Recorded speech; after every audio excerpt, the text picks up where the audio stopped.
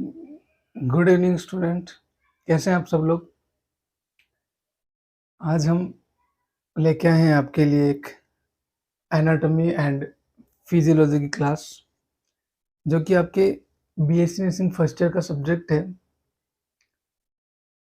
हम लोग ये क्लास 5 अक्टूबर को यानी कि आज रिलीज़ करने वाले थे, लेकिन किसी वजह से आज रिलीज़ नहीं कर पाए इसको लिए। ठीक है, कोई ना, हम स्टार्ट करेंगे। हमारी एक सब्जेक्ट है बीएससी नर्सिंग फर्स्ट ईयर के अंदर, जिसका नाम है एनाटॉमी एंड फिजियोलॉजी।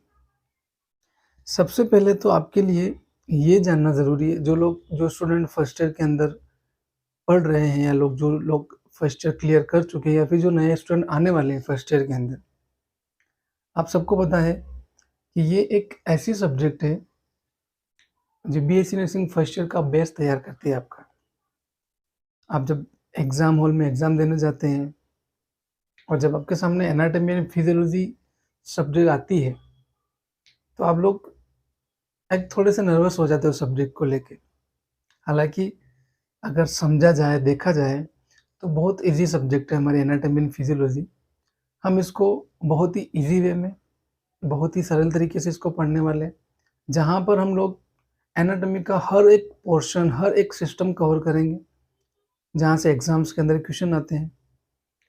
चाहे वो आपका कोई सिस्टम हो जाए, चाहे वो आपकी एनाटॉमी का पोर्शन हो जाए, चाहे वो आपकी कोई फिजियोलॉजी का पोर्शन हो जाए, हम हर एक वो पोर्शन क्लियर करते हुए जाएँगे, कवर करते हुए जाएँगे, और जो भी सिस्टम हम स्टार्ट करेंगे, एंड में जाके लास्ट में जब हम वो सिस्टम ख़त्म करेंगे, तो उस सिस्टम को हम एक क्लास के अंदर पूरा सिस्टम रिवाइज़ करेंगे, और उसके बाद में उस सिस्टम से बनने वाले जितने भी क्वेश्चन्स हैं हमारे यूनिवर्सिटी के एग्ज़ाम के पर्पज़ से या फिर किसी और पर्पज़ से, हम वो क्वेश्चन भी आप सॉल्व करेंगे यहाँ पे, ताकि आप जब एग्ज़ाम्स के अंदर जाएँ और आप वहाँ पे देखें कि यार ये क्वेश्चन, ये तो हमने पढ़ा हुआ पहले, तो आपको एक नर्वसनेस फ़ील ना हो। इन सब के लिए ज़रूरी है कि एनाटॉमी एंड फिजियोलॉजी हम लोग सिस्टम में चले जाएँगे, सिस्टम पढ़ लेंगे, ऑर्गन के बारे में पढ़ लेंगे, सब पढ़ लेंगे हम लोग। लेकिन हम सबसे पहले एनाटॉमी होता क्या है, फिजियोलॉजी होता क्या है, कहाँ से आए हैं ये वर्ड, नर्सिंग के अंदर क्यों इस सब्जेक्ट को डाला गया है, क्यों हम नर्सिंग के अंदर इस सब्जेक्ट की स्टडी करते हैं, ये सब जानने के लिए आप लोगों को हमारे साथ, मेरे साथ बना रहना पड़ेगा। तो हम सबसे पहले शुरुआत करते हैं हमारी आज की क्लास की, जो कि आज हमारी यूट्यूब के ऊपर फर्स्ट क्लास है।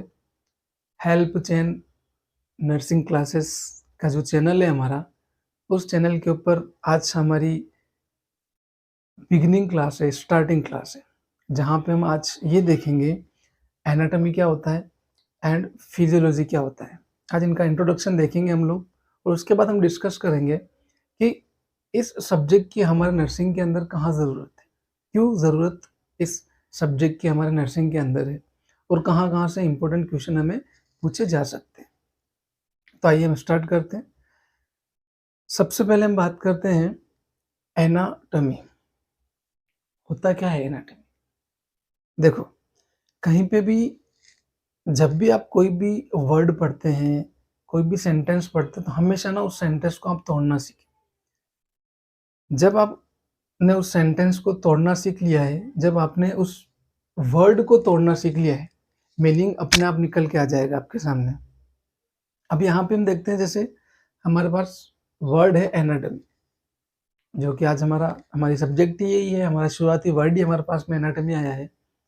तो अगर हम इस एनाटॉमी को 2 वर्ड के अंदर तोड़ते हैं, तो हमारे पास में 2 वर्ड निकल के आते हैं। पहला वर्ड क्या आता है हमारे पास में, एना। पहला वर्ड क्या आता है हमारे पास में, एना, और दूसरा वर्ड आता है हमारे पास में, टॉम। इन 2 वर्ड से मिलके हमारी बनती है एनाटॉमी। ओके, अब पहला जो वर्ड है हमारा एना, एना का मतलब होता है अप, ऊपर। एना का मतलब क्या होता है, अप यानी कि ऊपर। दूसरा वर्ड होता है टॉम। टॉम का मतलब क्या होता है, कटिंग, काटना। अब अगर हम इन दोनों वर्ड को एक साथ मिला दें और हम ये बोले कि हमें एनाटॉमी की डेफिनेशन निकालनी है इन दोनों वर्ड से, तो हम कैसे निकालेंगे? एनाटॉमी जो है इसका सिंपल सा मीनिंग ये होता है, अगर मैं एक लाइन के अंदर बोलना चाहूँ तो हम ये कहेंगे एनाटॉमी का मतलब होता है जो भी ऑर्गन हमारे सामने है, हमारी बॉडी के अंदर है, उसकी जब स्ट्रक्चर के बारे में स्टडी करते हैं उसको बोलते हैं अपन एनाटॉमी। एनाटॉमी का मतलब क्या हुआ? कोई भी ऑर्गन हमारी बॉडी का जब उसकी स्ट्रक्चर के बारे में हम यहाँ पे फंक्शन नहीं देखेंगे, फंक्शन अलग चीज़ है और स्ट्रक्चर अलग चीज़ है। जब हम किसी ऑर्गन के सिर्फ स्ट्रक्चर की बात कर रहे हैं तो वहाँ पे हम वर्ड यूज़ करते हैं एनाटॉमी, या फिर यूँ कहें कि एनाटॉमी का मतलब ये होता है कि किसी भी ऑर्गन की स्ट्रक्चर के बारे में, स्ट्रक्चर चाहे वो इंटरनल स्ट्रक्चर हो, चाहे उसकी एक्सटर्नल स्ट्रक्चर हो, जब उसके बारे में स्टडी करते हैं तो उसको बोलते हैं अपन एनाटॉमी। कोई ऑर्गन किससे बना हुआ होता है, उसके कितने पार्ट होते हैं, उसकी एक्सटर्नल स्ट्रक्चर क्या होती है, उसकी इंटरनल स्ट्रक्चर क्या होती है, उसके आसपास के ऑर्गन क्या है, उसका वेट कितना है, उसकी लोकेशन क्या है, ये जब हम सब पढ़ते हैं तो उसको बोलते हैं अपन एनाटॉमी। तो एनाटॉमी का मतलब क्या हो गया? एनाटॉमी का मतलब होता है साइंस की एक ऐसी ब्रांच जिसके अंदर हम किसी ऑर्गन की स्ट्रक्चर के बारे में स्टडी करते हैं, ऑर्गन की संरचना के बारे में स्टडी करते हैं, तो ऐसी ब्रांच को अपन बोलते हैं एनाटॉमी। समझ में आया? ओके, नेक्स्ट हम बात करते हैं फादर ऑफ एनाटॉमी। देखिए यहाँ पे एनाटॉमी के यानी कि जो पहले की जो एनाटॉमी थी हमारे पास दो एनाटॉमी है, एक पहले की एनाटॉमी और एक है मॉडर्न एनाटॉमी। तो अगर हम बात करें कि फादर ऑफ अगर आपसे सिर्फ ये पूछा जाए कि who is the father of anatomy, तो आपका आंसर होगा हीरोफिलस। अगर सिर्फ फादर ऑफ एनाटॉमी पूछे, मॉडर्न एनाटॉमी आपसे नहीं पूछे, तो आपका आंसर होगा हीरोफिलस। और अगर आपसे यूं पूछा जाए कि who is the father of modern anatomy, मैं यहाँ पे लिख देता हूँ who is the father of modern anatomy, तो आपका आंसर जाना चाहिए एंड्रेस अवेसेलिस। दोनों में फर्क है, ध्यान रखना। पहले जो साइंटिस्ट है हीरोफिलस, वो सिर्फ एनाटॉमी, जो हमारी पुरानी एनाटॉमी चलती थी उसके फादर थे। और जो मॉडर्न एनाटॉमी है हमारी, मतलब कि कुछ मॉडर्न का मतलब एनाटॉमी के अंदर कुछ बदलाव हुए होंगे, कुछ ऐसी चीज़ें जो नई ऐड हुई होंगी, तो वो जिन्होंने की थी वो है एंड्रेस वेसेलियस। ये दोनों डिफरेंट है। एक है आपके हीरोफिलस जो कि फादर ऑफ एनाटॉमी है, और एक है आपके एंड्रेस वेसेलियस जो कि मॉडर्न एनाटॉमी के फादर है। अब अगर आपसे ये पूछा जाए कि हम क्यों साइंस हमारी नर्सिंग के अंदर एनाटॉमी को ऐड कर दे, कहाँ ज़रूरत पड़ती है, मैं आपको एक एग्जांपल देता हूँ। जब हमारे पास कोई ऑर्गन होता है, मान लो हमारे पास एक ऑर्गन है हार्ट, अब हम उस हार्ट की अब नॉर्मलिटी कब जान सकेंगे? जब हमें उसकी नॉर्मल चीज़ पहले पता होगी। अगर हमें नॉर्मल चीज़ें नहीं पता है तो हम उसकी अबनॉर्मलिटी कैसे निकालेंगे? और नॉर्मल चीज़ पता करने के लिए हमें उस हार्ट की स्ट्रक्चर पढ़नी पड़ेगी, और हार्ट की स्ट्रक्चर पढ़ना ही तो क्या कहलाता है? एनाटॉमी।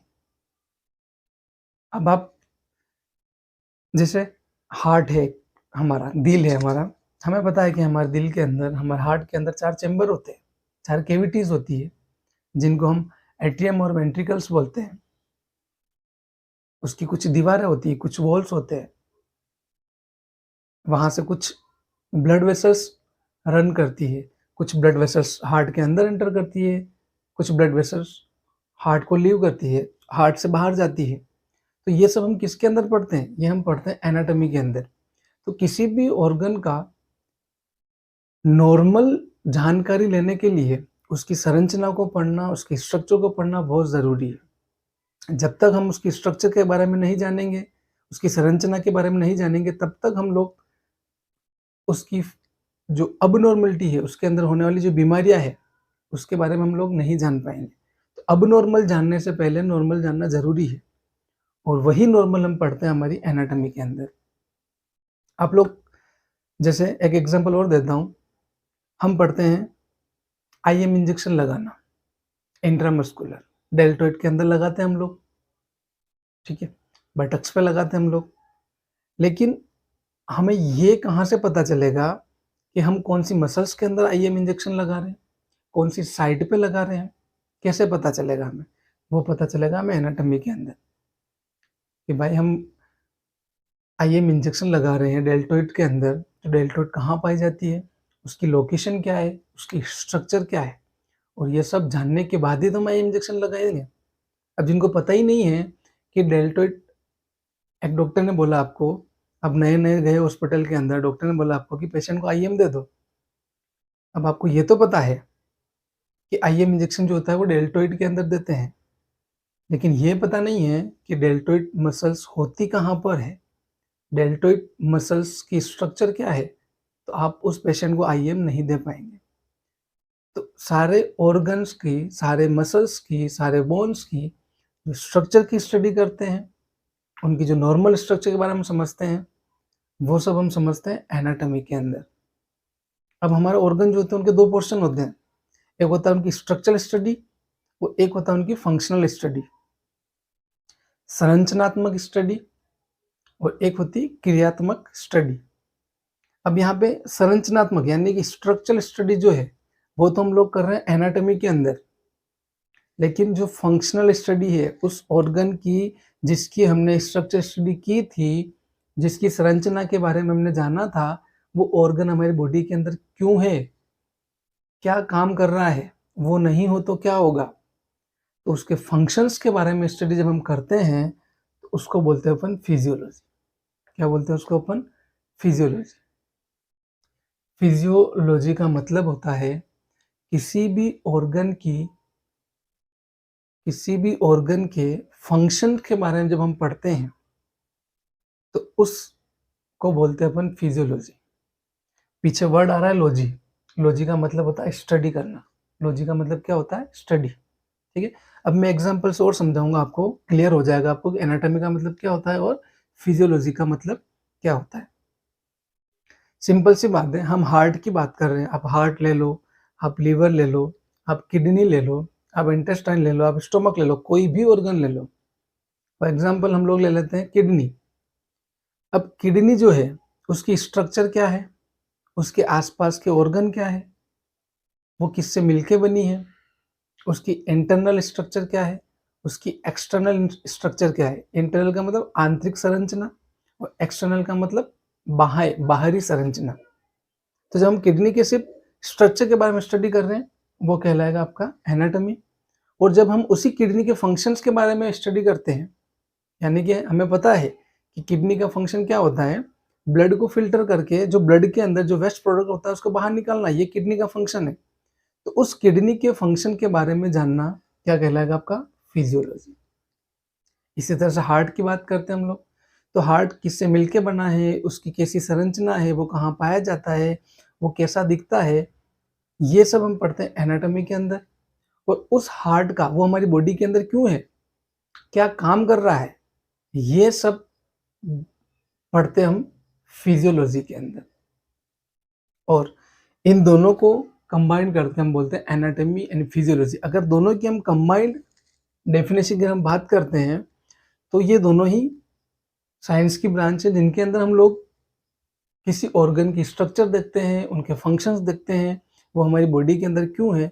जब इनके बारे में स्टडी करते हैं, उसको बोलते हैं अपन एनाटॉमी एंड फिजियोलॉजी। समझ में आया? अब क्यों ज़रूरी है हमें एनाटॉमी एंड फिजियोलॉजी के बारे में जानना? ये जो एनाटॉमी है हमारी और फिजियोलॉजी, ये हमारे लिए पढ़ना क्यों ज़रूरी है? देखो, जब तक, अभी थोड़ी देर पहले ही बताया था मैंने कि जब तक हम किसी ऑर्गन के बारे में नहीं जानेंगे, तब तक उसकी अबनॉर्मलिटी हम पता नहीं कर सकते।